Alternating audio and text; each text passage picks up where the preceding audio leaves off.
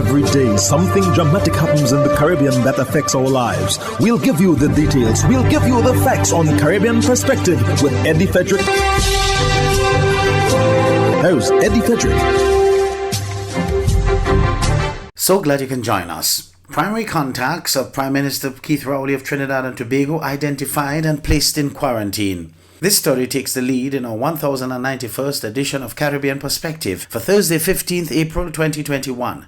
Details after this break. Hubbard's big promotion is back. Live free for 1 year. Spend $50 or more in any Hubbard's department and receive a chance to win big prizes every month. Property or vehicle insurance for 1 year. Free internet, cable and data for 1 year. Free fuel for 1 year. Free cooking gas for 1 year. Free electricity for 1 year. Free drinks for 1 year. Extra cash account and the big free groceries for 1 year. Promotion runs from April 1st to September 30th, 2021. Live free for 1 year with Hubbard's in association with Solgas, Flow, Grenadian General Insurance, Carib Brewery, Coca-Cola, Grenada Bottling Company, Grenlec, Communal Cooperative Credit Union, Dutch Lady Milk, Promo, Danny and Supreme. Terms and conditions apply.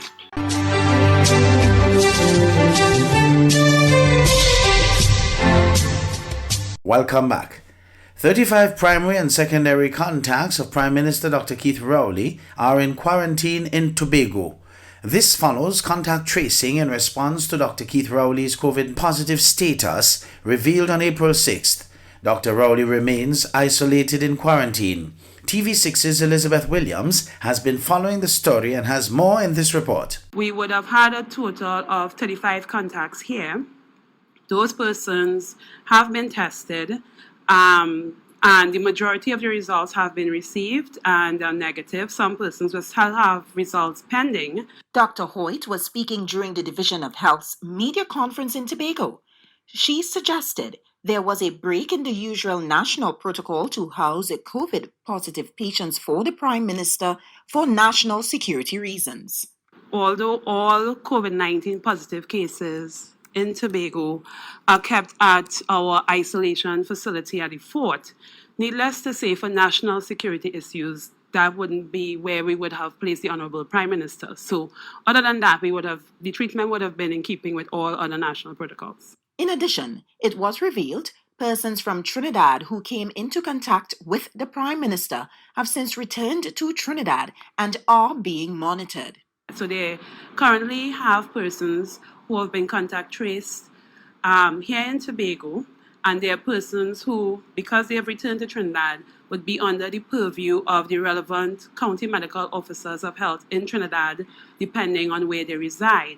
Dr. Hoyt also said contacts who have tested negative initially are also being monitored. So although persons test negative now, when we test them initially, we follow them up to see if they develop symptoms during the incubation period. And if they do develop symptoms, those persons will be retested. As of today, the Division of Health has revealed no new COVID-19 cases, with 21 active COVID-19 cases. Elizabeth Williams, TV6 News. Vincentians warned of water shortages as volcano eruptions continue. Andy Gallagher of Al Jazeera News reports. For decades, La Soufrière remained dormant, but late last week, huge eruptions sent ash, gas and rocks spewing from its summit. Probably 50 kilometers above the summit now. The initial impact led to evacuation orders for 16,000 residents. But on Monday, a bigger volcanic explosion made a dire situation worse. Those that didn't evacuate are dealing with increasing amounts of choking ash, water shortages, and fear that more eruptions may come. I'm not telling a lie. And right now, I feel it. Because we don't know if we will get back our home. The way how the suffering look.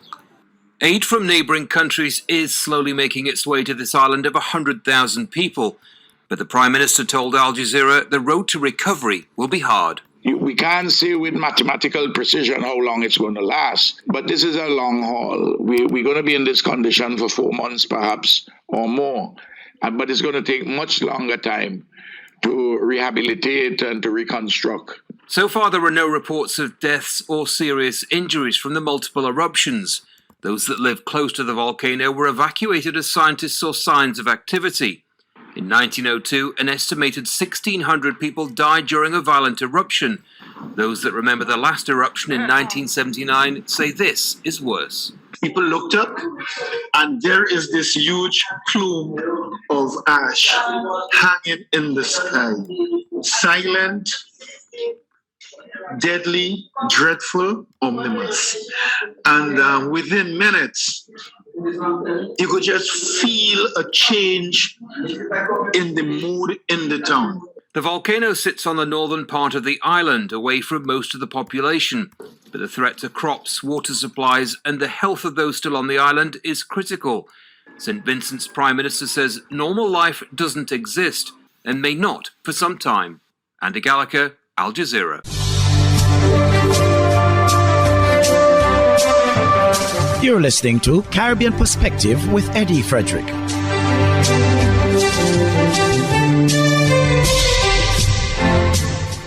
The probe into a missing gun at the Castries City Police Department has resulted in the dismissal of the law enforcement officer at the center of the controversy. Solange Alfred of HTS News Force has more. When the mayor of Castries last spoke to media personnel at a March 23rd press conference, he provided insight into a scheduled hearing on the case of the missing service pistol at the City Police Department. Incidentally, we are having a hearing this afternoon in connection with that because the law says you have to have a natural heritage. But we are pursuing the matter.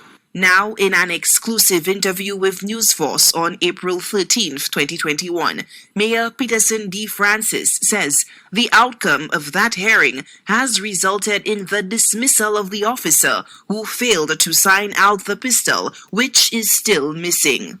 The officer was dismissed. Francis says the matter, which dates back to May 2020, was referred to the Criminal Investigations Department of the Royal St. Lucia Police Force. However, due to a lack of evidence, the matter was sent back to Castries City Council for administrative action. A key piece of evidence, security surveillance video, was allegedly tampered with, derailing the probe. During the investigation, they found that the camera, you could actually see what transpired, but somebody tampered with that. So there wasn't sufficient for any criminal charges. But what of the missing Glock .380 pistol that vanished from the constabulary's armory? St. Lucia continues to be gripped by gun crime, with 4 firearm-related homicides committed in a matter of days. The city police officer implicated in the missing gun affair was fired, but anxiety looms about the whereabouts of the missing gun. And the firearm was We have actually not recovered any firearm. But I've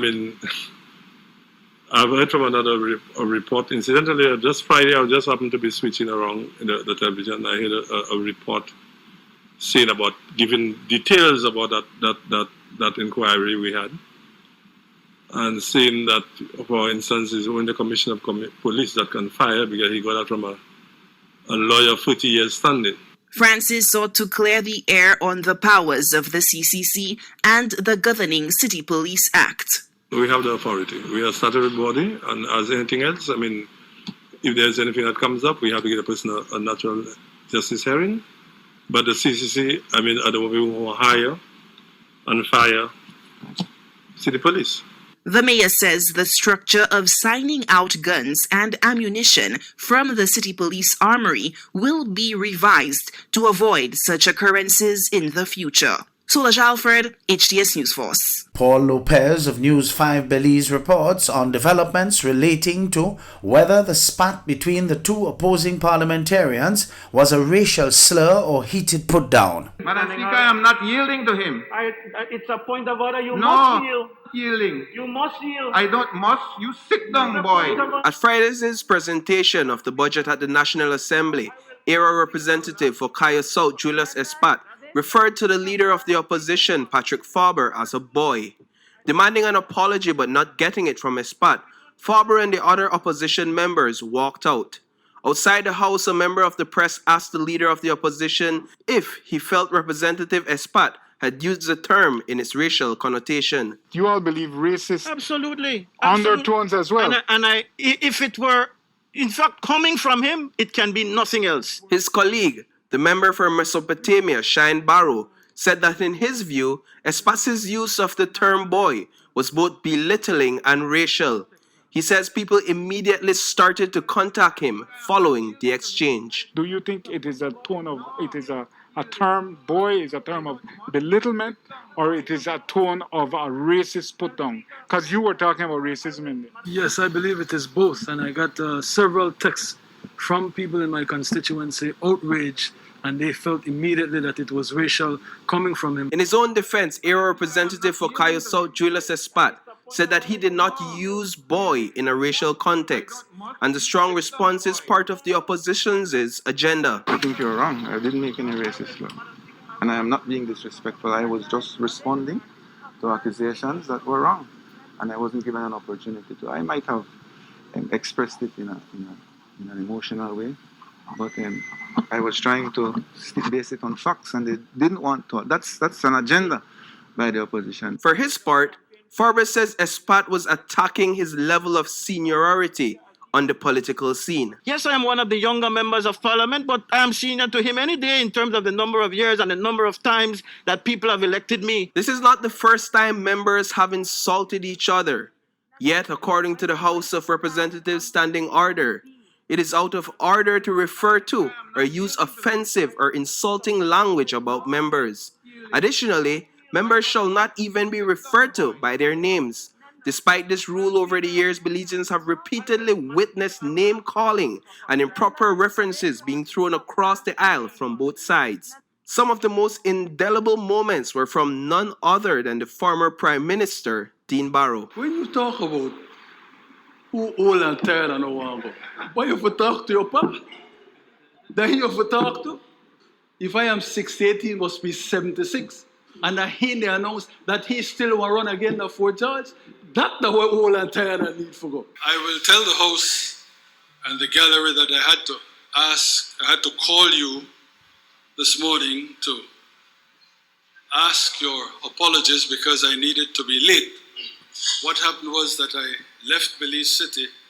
I was in such a rush that I had forgotten that I did not take my painkillers, and so I had to turn back around to get my painkillers. Wish that you had turned back around, sir, to get your simple pills. That's what you should have done. As for the current Prime Minister, he bonks the question right back to members of the press about their own use of the word boy. You use the word boy. You have used the word boy. And did you use it in a racist way?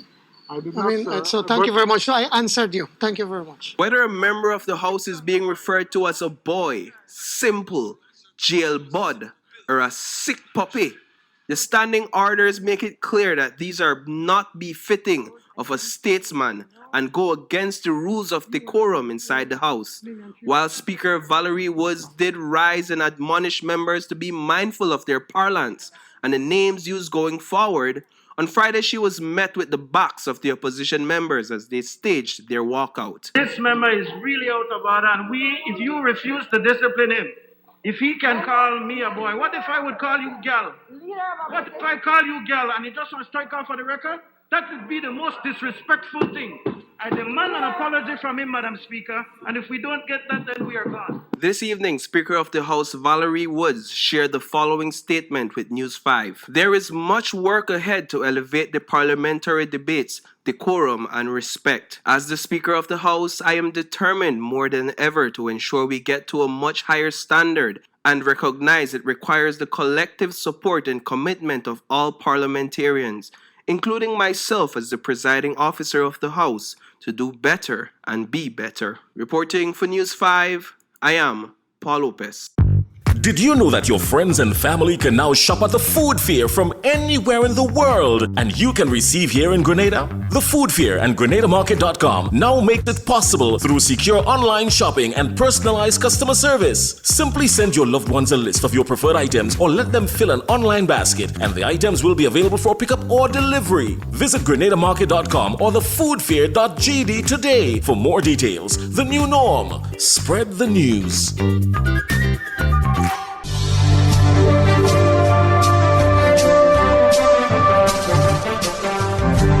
I am Eddie Frederick. This has been Caribbean Perspective, a whole new approach to highlighting developments in the Caribbean. In the meantime, please continue to log on to CaribbeanPerspective.com for more daily news and more.